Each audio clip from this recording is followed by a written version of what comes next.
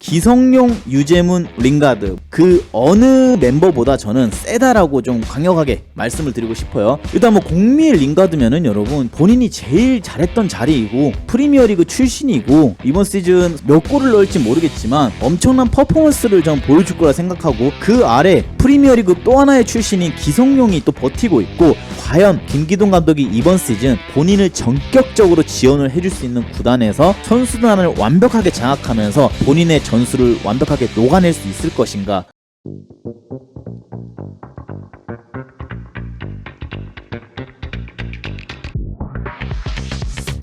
링가드 유니폼이 2시간 만에 천장이 완판이 됐다라고 합니다. 그러면서 지금 FC 서울 팬들에게는 제시 링가드의 저지 구하는 게 예전에 피카츄 빵 구하는 것보다 더 어려운 지금 사태로 왔다라는 소식 전해드리면서, 여기 보시면은 첫 번째 그림에 각 선수별의 이름이 쫙 나와주는데 한 선수당 유니폼 재고를 1000장씩 마련을 해두는 것 같아요. 근데 황현수 선수부터 시작해서 김진야 선수, 뭐 김경민 선수까지 그 누구도 500장 이하까지도 떨어진 적이 없는데 제시 링가드 혼자 유일하게 재고 수량이 지금 0개가 되어 있는 모습 볼 수 있죠. 그러니까 이거는 이제 인터넷으로 주문을 하시는 거예요. 그래서 올 시즌 이 제시 링가드가 영입이 되고 나서 지금 시즌도 시작하지 않았는데 FC 서울은 엄청난 마케팅 효과를 볼 수가 있다, 이렇게 이제 보여지고, 이게 선수들의 등넘버예요. 그래서 제시 링가드가 이번 시즌 등넘버 10번을 부여받고 경기장을 누빌 예정이라고 합니다. 그래서 축구 팬들 중에는 축구를 좀 딥하게 오래전부터 봐오지 않으신 분들에게는 링가드라는 이름이 좀 희소할 수도 있어요. 근데 저도 그렇고 많은 팬분들 중에는 프리미어리그를 예전부터 좀 보신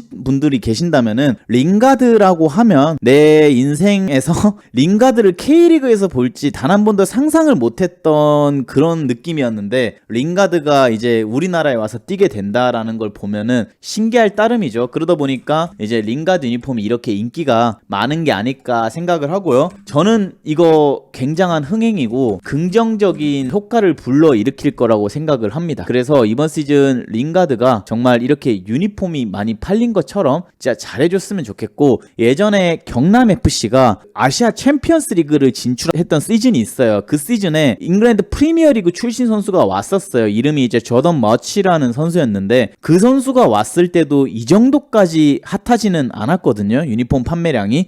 근데 확실히 링가드는 스타구나, 왜 스타가 스타인지 증명을 해주는구나 라는 걸 좀 느낄 수가 있었고, 일단 FC 서울은 22일부터 오프라인과 온라인에서 선수단 유니폼 판매에 본격적으로 들어갔다라고 합니다. 그러면서 이제 전날 선수단 등번호가 발표한 데 이어 유니폼 마케팅에 들어갔다. 온라인에서는 이날 오후 2시부터 판매가 됐는데 링가드 유니폼은 불과 2시간도 되지 않아서 준비된 물량 1000장이 모두 팔린 것이다. 같은 시각 주장 기성용이 250여 장이 팔려 선수단 전체 유니폼 판매 기록 2위를 기록한 가운데 나머지 선수들 대부분은 10장도 팔리지 않았다. 그런데 링가드 유니폼 대란 탓인지 오후 5시에 이미 FC 서울 홈페이지 온라인숍 접속이 원활하지 않다. 와, 근데 솔직히 기성용 선수 같은 경우에는 이미 K리그로 온 지 꽤 시간이 흘렀기 때문에 뭐 유니폼이 이번 시즌 그렇게까지 많이 안 팔리는 거 저 이해합니다. 근데 나머지 선수들 유니폼이 10장도 안 팔린 가운데 제시 링가드 유니폼이 1000장 이상 팔렸다라는 거는 정말 어마무시한 뉴스라고 생각을 하고요. 그리고 현재 지금 BBC 현지 보도에 의하면은 제시 링가드가 FC 서울을 온 거에 대해서 여러 가지 추측성 뉴스들을 지금 내고 있는데, 그 중에서 가장 큰 추측성 뉴스 중 하나가 뭐냐면은 제시 링가드가 서울이랑 계약을 할 일이 없잖아요. 그래서 아마 K리그에서 제시 링가드 연봉을 최대로 맞춰준다고 해도 한 20억 원 위아래 조금 왔다 갔다 할 정도의 금액이라고 저는 생각을 해요. 지금까지 K리그 역대 해외 용병 선수들 연봉을 보면은 세징야라든가 제르소라든가 이런 선수들조차도 20억 원 이상이 되는 연봉을 수령한 적이 없거든요. 그나마 작년 시즌까지 최다 연봉자 중 한 명이었던 제르소, 세징야가 15억에서 20억 선 사이에서 왔다 갔다 했었어요. 근데 제시 링가드 같은 경우는 일주일에 3억이면 여러분 한 달이면 12억을 버는 선수예요. 그러니까 한 달이면은 거의 1년치 연봉을 버는 거죠. 세징야나 제르소 선수의. 그러니까 FC 서울 입장에서는 그 연봉만으로 링가드 협상은 좀 어려웠을 것 같고, BBC에서 나오는 단독 보도에 의하면은 제시 링가드가 이번 시즌 FC 서울에게 받는 돈은 연봉뿐만 아니라 구단 커미션이라고 하죠. 구단의 입장 수익 티켓, 그 다음에 유니폼 판매량, 그 다음에 여러 가지 제시 링가드가 이 팀에 오게 된 이후로부터 붙는 광고료, 이런 것까지 포함해서 퍼센테이지로 다 따져서 돈을 받는다라는 지금 뉴스가 지금 BBC에 나왔었어요. 그래서 제 생각에도 아무리 FC 서울이 GS라는 그 모기업에서 운영하는 구단이고 돈이 많다라고 하지만 절대 제시 링가드가 그 금액으로 저는 K리그행을 선택했을 거라고 생각은 하지 않고요. 그리고 그냥 프리미어리그에 남아 있었어도 적어도 프리미어리그 하위권 구단과는 계약이 가능한 상황이었을 거라고 저는 생각을 해요. 아무리 제시 링가드 폼이 떨어졌다라고 해도. 그러면 제시 링가드의 연봉을 맞춰줄 방법은 그것밖에 없지 않을까 생각을 하고, 그리고 본인이 또 인터뷰에서 밝혔듯이 오랫동안 본인이 팀을 찾지 못해서 팀 단위의 훈련을 빨리 해보고 싶고 팀의 소속감을 느끼고 싶다라는 말을 했었잖아요. 그것처럼 제시 링가드는 팀도 찾고 돈도 벌고 그리고 자기가 원하는 축구도 재미있게 할 수 있는 나라에 왔고, 심지어 팀에 자기와 맞대결을 펼쳤던 적이 있었던, 영어로도 자유자재로 원활한 소통이 되는 기성용 선수도 있다 보니까 FC 서울과의 계약이 좀 완료되지 않았을까 이렇게 생각을 합니다. 이거보다 더 파격적인 이야기를 들으면은 제시 링가드 같은 경우는 여러분 한 달치 연봉이 거의 15억 선인데 노팅엄 포레스트에서 받던, 근데 1년치 연봉을 합산하면은 지난 시즌 K리그에서 가장 돈을 쓰지 않았던 광주, 포항, 대구 이런 팀들의 1년 운영비보다 더 많은 연봉을 제시 링가드가 작년까지 수령을 해왔었습니다. 그렇기 때문에 작년까지의 제시 링가드 연봉 기준이라고 하면은 한 시즌 광주 FC를 풀로 다 돌리고도 남는 돈이었어요. 그래서 제시 링가드의 연봉은 물론 추측이겠지만 그런 커미션이 있었기에 링가드가 이 팀에 올 수 있지 않았을까라고 생각을 하고, 현재 지금 링가드 같은 경우에는 너무나도 적응을 잘하고 있습니다. 교체 투입된 영상도 저는 봤고, FC 서울이 유튜브 영상을 올리기 시작한 이래 링가드가 이적하고 난 뒤에 가장 많은 지금 조회수를 올리고 있더라고요. 그래서 저도 알고리즘에도 뜨고 링가드 찾아보고 싶어서 쳐보기도 하고 했는데, 일단은 확실히 FC 서울에서 마케팅도 잘하고 이런 것들을 봤을 때 링가드가 뛰는 경기에 대한 모든 데이터적인 정보를 누출하진 않더라고요. 그렇기 때문에 저도 링가드가 좀 세세하게 뛰는 영상들을 보고 싶었지만, 아쉽게도 현재 지금 FC 서울 공식 유튜브 영상에서는 링가드의 활약에 대해서 저희가 찾아볼 수 있는 방법이 전혀 없고요. 가끔 링가드가 볼터치한 몇 장면이 나오긴 하는데 그 부분들만 봤을 때도 확실히 이 선수는 클래스가 다르구나. 그리고 김기동 감독님이 제시 링가드라는 선수를 빗대어서 또 팀 내 어린 선수들한테 얘기를 한 부분이 있었어요. 그 부분을 보니까 야, 링가드 공 차는 거 한번 봐라.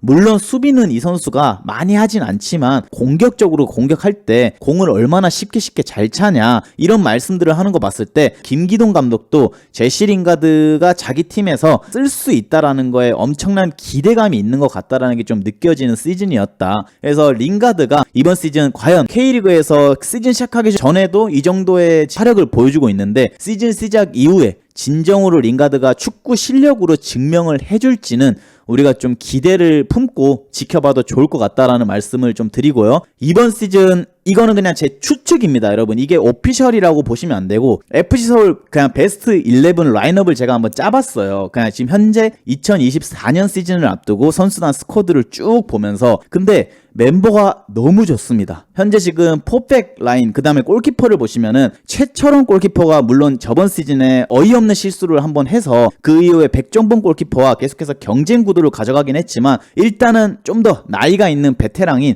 최철원 선수를 저는 넣어뒀고요. 그 다음에 미드필더 라인에 기성용, 유재문, 링가드. 와, 죽여줍니다, 여러분. 기성용, 유재문, 링가드. 와, 일단은 여러분 이 미드필더 라인을 봤을 때 K리그에 있는 타팀 그 어느 팀보다 멤버가 전혀 약하지 않다라는 게 좀 느껴지고요. 그리고 그 윗지역에는 이제 윌리안, 일류첸코, 조용욱, 요렇게 3톱을 형성한 모습을 우리가 좀 볼 수가 있는데, 일단 이 11명의 라인업 중에 저는 가장 약한 부분을 일부러라도 뽑아라라고 한다면은 일단은 저는 수비 라인을 좀 뽑고 싶어요. 물론 이 수비 라인도 여러분 절대 약한 라인업은 아닙니다. 왜냐하면은 김주성이 이번 아시안컵 국가대표 명단에 들어가서 물론 경기는 뛰지 않았지만 어린 나이에 다녀왔고요. 그 다음에 이태석 선수, 최준 선수 같은 경우는 이미 어린 선수임에도 불구하고 K리그에서 정말 많은 경기에 소화를 하면서 어느 정도 경험을 많이 쌓았다라고 저는 말씀을 좀 드리고 싶어요. 그래서 이름값 혹은 뭐 밸류로 봤을 때는 조금 백포라인이 약해 보일 수 있지만 저는 이 멤버 잘 꾸린다라고 하면은 전혀 약하지 않을 멤버가 될 것 같다. 그리고 기성용, 유재문, 링가드 그 어느 멤버보다 저는 세다라고 좀 강력하게 말씀을 드리고 싶어요. 왜냐하면은 일단 뭐 공미의 링가드면은 여러분 본인이 제일 잘했던 자리이고 프리미어리그 출신이고 이번 시즌 솔직히 몇 골을 넣을지 모르겠지만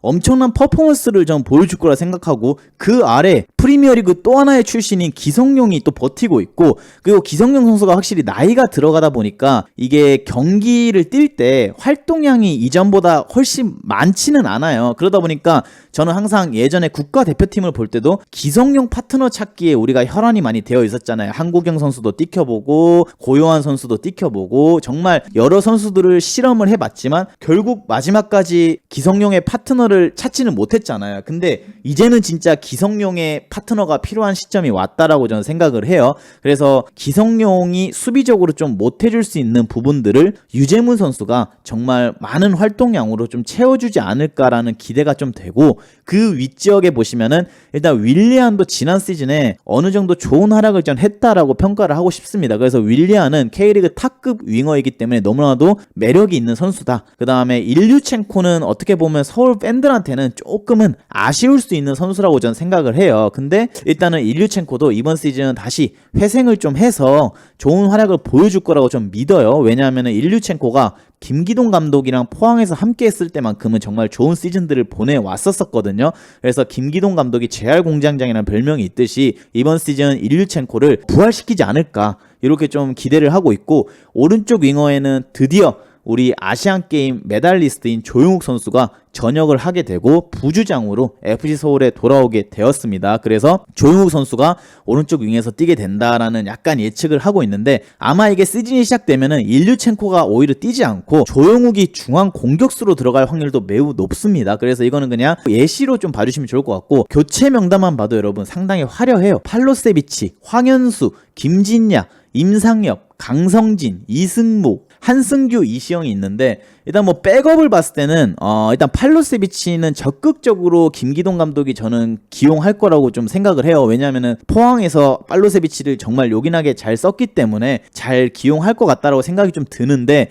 이 링가드가 버티고 있는 공격형 미드필더 라인업에 팔로세비치가 활약을 할 만한 자리가 있을까라는 생각이 좀 들긴 합니다.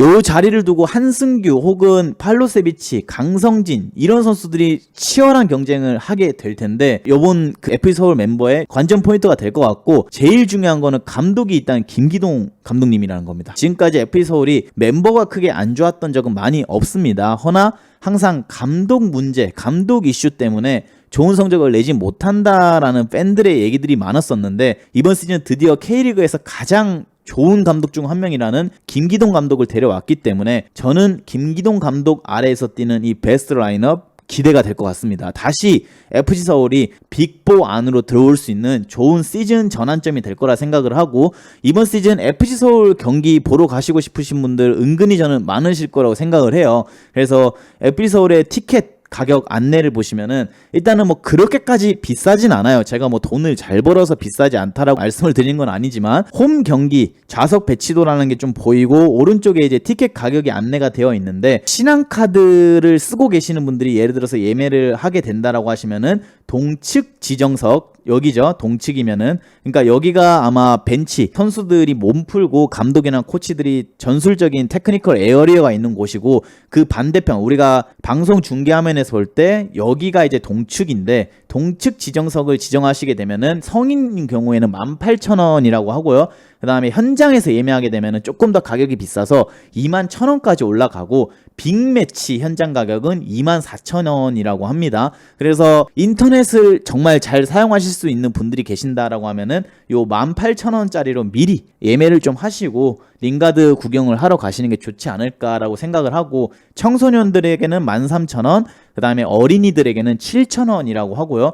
그 다음에 동측 지정석 혹은 북측 자유석을 정하시게 된다라고 하면은 일단은 성인은 16,000원, 그 다음에 청소년 11,000원, 어린이 5,000원 이렇게 나오고, 원정 지정석으로 가시게 된다라고 하면은 가격이 조금 더 싸지죠. 16,000원까지 떨어지게 됩니다. 그리고 어린이들은 5,000원에도 입장이 가능하다라고 해서 현장에서 예매하시는 것보다는 최대한 인터넷 예매를 먼저 하고 가시면은, 우리가 요즘에 영화를 봐도 이 정도 가격 하시잖아요. 그래서 링가드 보는 가격으로 한두 번쯤 이 정도 가격 내고 가서 축구에 흥미를 유발하는 것도 저는 나쁘지 않다라고 생각을 합니다. 허나 여기서 우리가 좀 주의해서 볼 거는, 만약에 내가 FC 서울 팬이다, 진짜 FC 서울 라이트 팬이다 라고 하시는 분들이 계신다라고 하면은 원정 지정석 예매는 조금 하지 않아 주셨으면 좋겠습니다. 여기 가시면은 경기에 집중하기보다는 오히려 그 원정 팬들의 응원 소리에 귀를 눌려가지고 경기를 좀 잘 못 볼 수도 있어요. 그래서 웬만해서는 뭐 동측이 됐던 북측이 됐던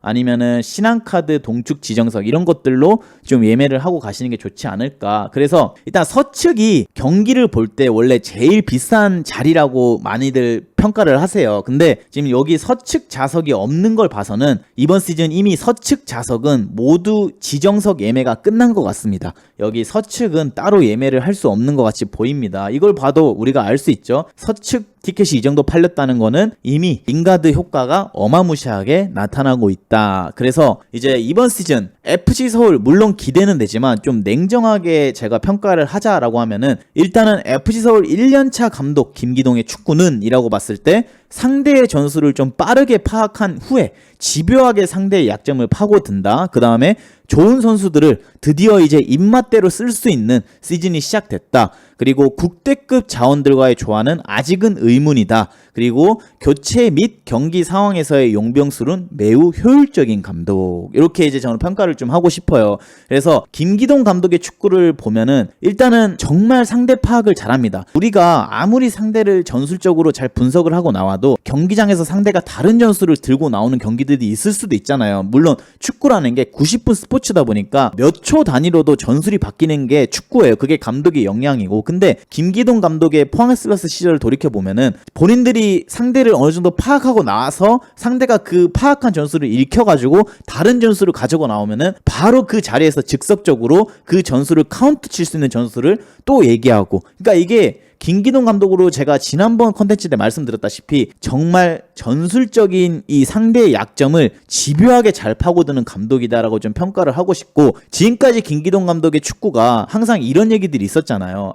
정말 좋은 전술을 가지고 정말 좋은 지도력을 가졌지만 포항 스틸러스라는 구단이 돈이 너무 없기 때문에 이 선수들로 인해서 이 정도 성적을 내는 건 대단하다. 김기동이 정말 돈을 마음껏 쓸 수 있는 구단에 갔을 때 어떤 성적을 낼지 궁금하다라는 여론이 꽤 있었는데, 드디어 이 김기동 감독이 링가드가 영입된 돈을 많이 쓸 수 있는 FC 서울이라는 구단을 운영하게 되죠. 그래서 김기동 감독이 이번 시즌 이제 본인이 한층 스텝업을 할 수 있는 정말 전 좋은 시즌이라고 생각을 해요. 근데 대부분 축구 역사를 우리가 돌이켜보면은 이렇게 어느 정도 돈을 적게 쓰고 효율성을 최대한 따지는 구단들에서 좋은 성적을 내는 감독들이 막상 돈을 많이 쓰는 구단으로 오시면은 성적이 부진한 경우가 꽤 많아요. 예를 들어서 뭐 프리미어리그의 포터 감독이나 이런 사람들만 봐도 브라이튼이라는 정말 중소형 구단을 이끌고 좋은 성적을 내다가 빅클럽 중 하나인 첼시를 가서 아쉬운 성적을 내기도 했고요. 그 다음에 데이비드 모예스가 에버턴에서 정말 좋은 성적을 내다가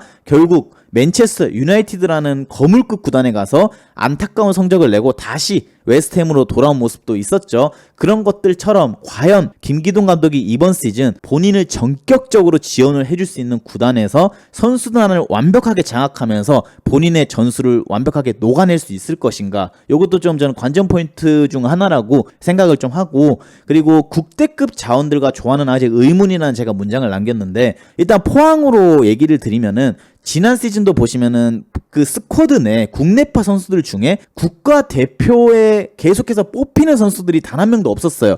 물론 뭐 연령별 대표팀에 차출되는 선수들은 꾸준히 있어 왔지만 결국 우리나라에서 가장 강한 대표팀인 A 대표팀에 차출된 선수가 없는 스쿼드였단 말이죠. 그래서 이 팀으로 말하자면 지금 기성용도 있고 그 다음에 뭐 전 국가대표였던 링가드도 있고 대부분 선수들이 왕년에 소위 말해서 한 가닥씩 했던 선수들이잖아요. 그래서 정말 이 기성용 선수나 이런 스타 플레이어 선수들을 본인의 말을 잘 듣게 만들고 한 발 더 뛰게 만들 만한 역량을 보여줄 수 있을 것인가, 요것도 조금 저는 좀 생각을 해봐야 된다. 하지만 전 잘해낼 거라고 좀 믿고요. 그 다음에 교체 및 경기 상황에서의 용병수로 매우 효율적인 감독이라는 뜻은 정말 경기를 빠르게 흐름을 읽고 이 상황에서 어떤 교체를 가져가면은 적중할 수 있을까를 확실히 알고 그 교체로 팀의 승리를 많이 가져온 감독이기 때문에 제가 넣어뒀습니다. 일단 김기동 감독 충청남도 당진 출신입니다. 그리고 정말 자주 운영하는 포메이션 같은 경우에는 4-2-3-1 포메이션입니다. 그래서 포항 슬러스 때 이 포메이션을 좀 보시면은 제카를 최전방 원톱에 세워두고 그 아래에 고용준, 김인성, 김승대, 그 다음에 뭐 김준호, 오베르단, 그란트, 하창래, 박승욱, 그 다음에 완델손, 황인재 골키퍼, 이렇게 이제 11명 스쿼드를 꾸려나간 모습을 볼 수가 있는데, 이 감독님 같은 경우에는 일단 원톱 공격수로는 최전방에는 정말 신체 조건이 좋고 어느 정도 제공권에 능한 공격수를 선호하시는 걸 좀 볼 수가 있고요.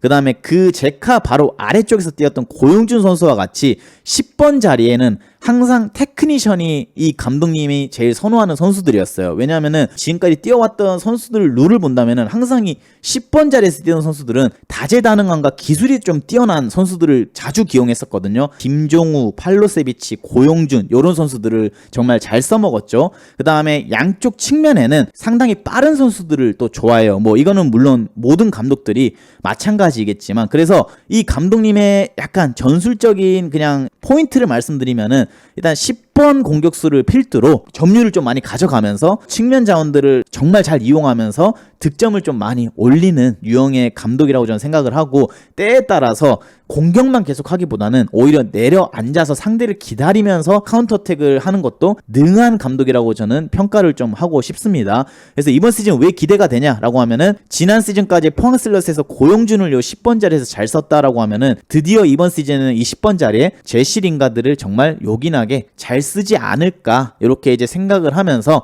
이번 시즌 FG 서울을 좀 기대해본다, 이렇게 저는 좀 말씀을 드리고 싶습니다. 그리고 김기동 감독님이 선수 시절 때도 보면은 등번호 6번으로 정말 미드필더에서 정말 아기자기하고 센스 있는 플레이를 잘하는 미드필더 유형의 선수 출신입니다. 2011년도까지 포항 슬러스 소속으로 선수 생활을 하시다가 은퇴를 하셨고, 선수 생활 때 그 모습들을 봤을 때는 정말 공을 이쁘게 잘 다루는 선수들을 이 감독님이 잘 어루만져서 잘 쓰는 것 같아요. 그래서 이번 시즌 요 미드필더 서울의 조합들을 보면은 공을 잘 차는 선수들이 꽤 많거든요. 그래서 점유를 바탕으로 정말 재밌고 파격적인 축구를 보여주기를 좀 기대를 해봅니다.